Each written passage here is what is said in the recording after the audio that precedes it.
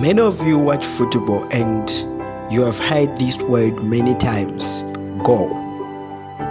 Now when football players go into the pitch, they only have one goal, which is winning.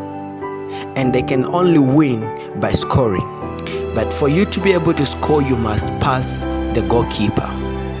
So the goalkeeper is the person that limits the potential of a football player to score and to make his goal become a reality. In life, there are always goalkeepers. There will always be a goalkeeper. For students, you might have a lecturer, a teacher, a professor as a goalkeeper. Maybe at home you have this auntie, uncle, or even your own parents as goalkeepers. Sometimes people you consider as friends are your goalkeepers. So they limit you from reaching your goal. But if you want to achieve your goal, you need to have the mentality of a football player, knowing that there is a goalkeeper, and that's the most important part in the path to achieving the goal. Knowing that there is a goalkeeper and knowing the skills of that goalkeeper and trying by all means to pass the goalkeeper. I'm not speaking for the rest of us up here, but I know I'm getting a little grayer. We need it from you, the young people, because remember this. You got to get out there.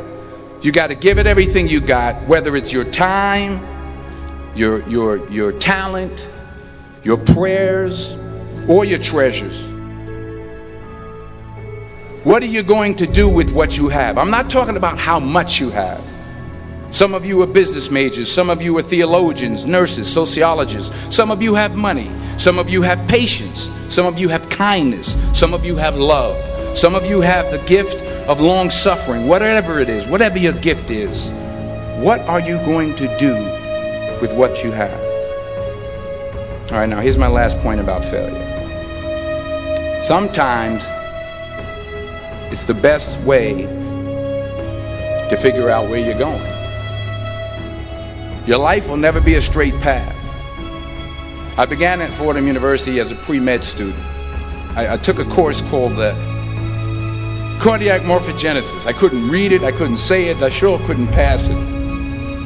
So then I decided to go into pre-law, then journalism. And with no academic focus, my grades took off in their own direction.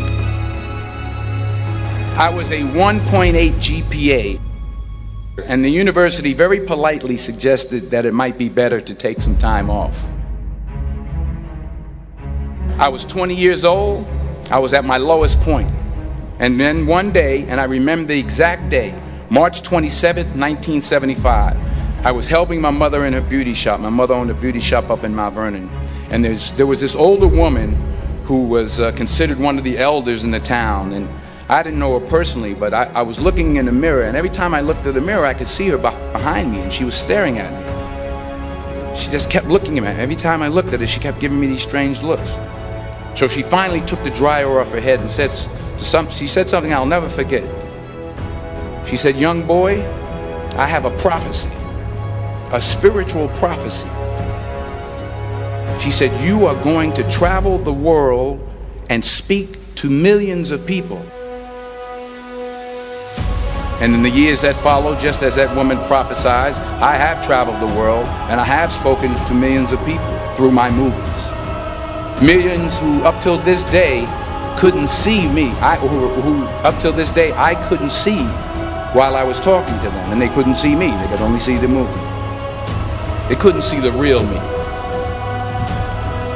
But I see you today, and I'm encouraged by what I see. And I'm strengthened by what I see. Because taking risk is not just about going for a job. It's also about knowing what you know and what you don't know. It's about being open to people and to ideas. The chances you take, the people you meet, the people you love, the faith that you have, that's what's going to define you. Never be discouraged. Never hold back. Give everything you got. And when you fall throughout life, remember this: fall forward. Now here's what I do. When I set for $10 and I do not get $10 despite the effort I put in, the next attempt I'm not gonna set for $10 anymore, but I'm gonna set for $20, because this time around I'm tripling the effort and I am going there with experience. So now I have the capability, I have the effort, and I have experience.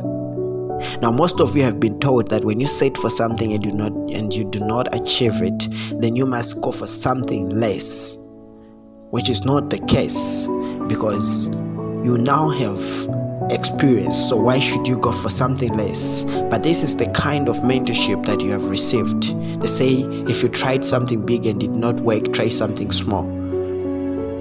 It's a dead concept that you should never follow, because you have the experience that should make you go for something higher. Limiting yourself only brings limited results and prizes to you, and you do not want to be limited to anything, because you have the capability of going further with the experience you've gained from going in a small distance. I found that nothing in life is worthwhile unless you take risks. Nothing. Nelson Mandela said, "There is no passion to be found playing small and settling for a life that's less than the one you're capable of living." Now, I'm sure in your experiences in school and applying to college and picking your major and deciding what you want to do with life, I'm sure people have told you to make sure you have something to fall back on. Make sure you got something to fall back on, honey. But I never understood that concept, having something to fall back on. If I'm going to fall, I don't want to fall back on anything. I want to fall forward. I figure at least this way I'll see what I'm going to hit. Without consistency, you'll never finish. So do what you feel passionate about. Take chances. Don't be afraid to fail. There's an old IQ test, was 9 dots, and you had to draw 5 lines with a pencil within these 9 dots without lifting the pencil. The only way to do it was to go outside the box. Don't be afraid to think outside the box. Don't be afraid to fail big, to dream big. But remember, dreams without goals are just dreams. Reggie Jackson struck out 2,600 times in his career, the most in the history of baseball. But you don't hear about the strikeouts. People remember the home runs. Fall forward. Thomas Edison conducted 1,000 failed experiments. Did you know that? I didn't know that.